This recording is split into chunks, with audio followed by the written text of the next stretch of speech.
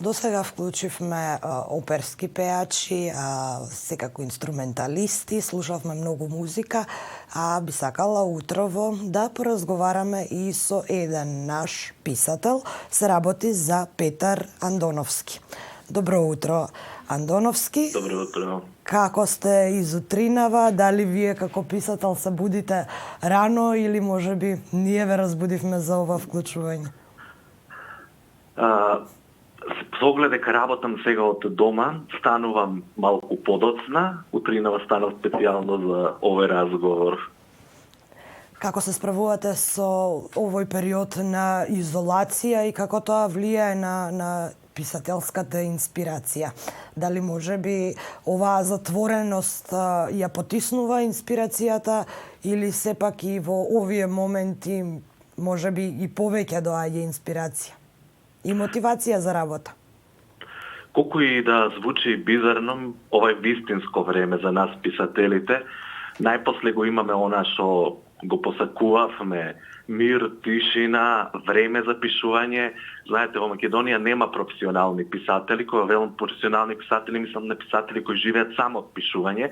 Ние мора да работиме плюс уште нешто. Така да сега го имаме целото време само за нас, за пишување. До сега супер си се справувам со изолацијата, со оглед дека еве веќе неколку недели колку што сум дома, значи не одам на работа. Поголемиот дел од времето го поминувам во пишување на мојот четврт роман, кој би требало да излезе некаде во септември. Како е насловен, да ни откриете? Неверство.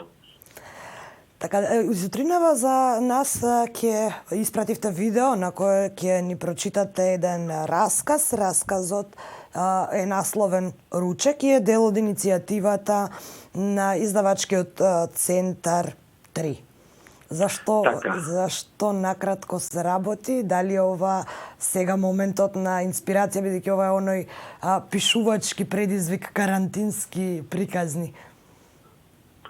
Па да, ми беше предизвик кога добив покана од издавачки центар 3 да напишам карантински расказ.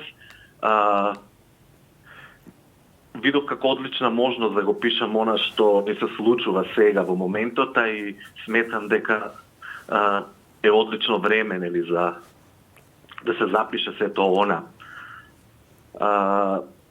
Во расказ, значи, не знам дали да откривам или да оставиме да слушнат. Да. Так. Вие сте еден од четворицата писатели кои сте во потесна конкуренција за наградата за литература на Европската Унија. Па мора да ви го поставам прашањето: сметате ли дека треба повеќе македонски писатели да бидат малку попризнаени во европските литературни кругови, или сепак сметате дека можеби сме на задоволително ниво?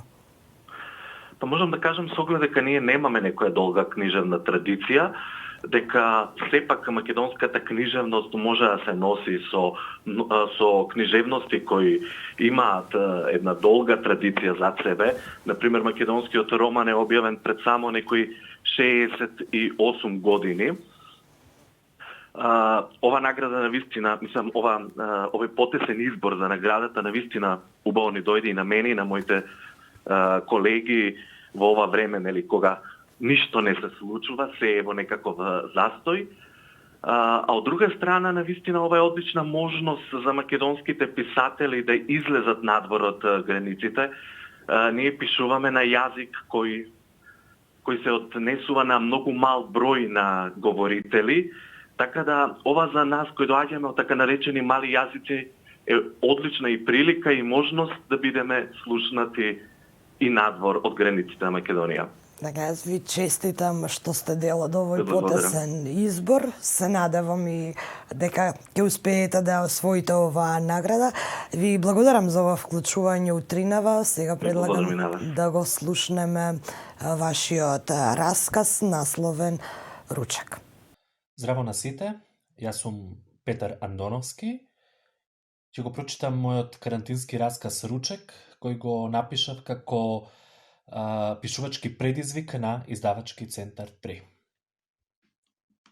Ручек. Никогаш не дознав од каде дојде и зошто не избра нас, покрај толку многу луѓе во градот, покрај толку многу згради во околината, се смести во напуштената барака спротив лезот, како целиот живот да живеел таму. На почетокот мислевме, ќе поседи некое време и ќе си замине како што и дојде. А потоа кога видовме дека не само што не планира да замине, туку дека за секогаш ќе се насели во нашите животи, го прифативме како секогаш да бил дел од нас. Постојано си седеше во бараката, која ќе поминеше некој непознат, истрчуваше и почнуваше да лае по него. Затоа и го викавме чувар, на сите ни влеваше сигурност. Освен на Божо од втори кат, затоа и го викавме Божо, Божо чуварот. Тоа попладне иво од багажникот вадеше пакети со тоалетна хартија, кутии со макарони, брашно, средства за дезинфекција. Децата радосно трчаа да му помогнат да ги истовари. Трчаше и тој, со павчето мафташе во воздухот, со надеж дека има нешто и за него. А потоа само ја затворивме вратата зад нас. Првата недела ни помина бргу. Децата се радуваа дека сме сите четворице дома. Гледавме цртани филмови, игравме игри, читавме лектири. Втората недела почна да им се здосадува и сакаа да излезат надвор, но си бевме решени, дури не помине опасноста да не излегуваме. Симавме обезбедено со храна и тоалетна хартија за наредните 2 месеца, но децата стануваа се понемирни, упорно инсистираа да излезат, седеа пред врата и плачеа. Сите обиди со Иво да ги убедиме дека и дома може да биде убаво, дека можат да возат точак во ходникот, да направат шатор на терасата, како да сме на кампување, беа безнадежни. Едно попладне за време на ручекот работите целосно излегоа од контрола. Надвор паѓаше снег, децата се дереа до вратата дека сакаат да излезат и да се санкаат. Иво ги убедуваше да се стрпат уште малку, а потоа како награда за трпението ќе отидеме сите четворица на планина и ќе ги научиме да скијаат. Не сакаме на планина да скијаме, сакаме надвор да се санкаме, викаа.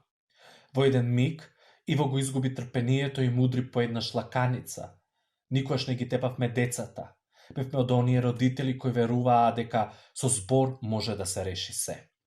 Изненадени од неговата реакција, послушно седнаа на масата, но мирот траеше кратко. Кога ја ставив чинијата со кременадли на масата, настана вистинска тепачка, кој да ја земе најголемата.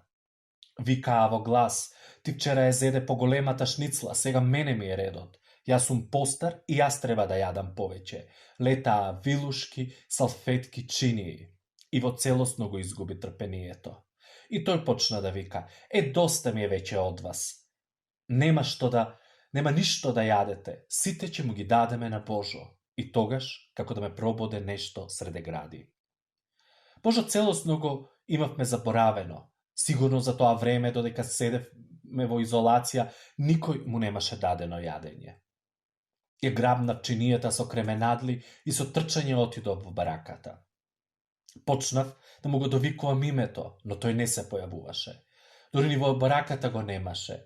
Сите влезови и дупки ги пребарав, како снегот да ја имаше покриено секоја трага, која би ме одвела до него. Никош не дознав каде замина. Покрај толку многу луѓе во градот, дали некој му даде јадење. Покрај толку многу згради во околината, дали некој му даде топол дом. Грижата на совест непрестајно ми кркореше, како празниот стомак на Божо.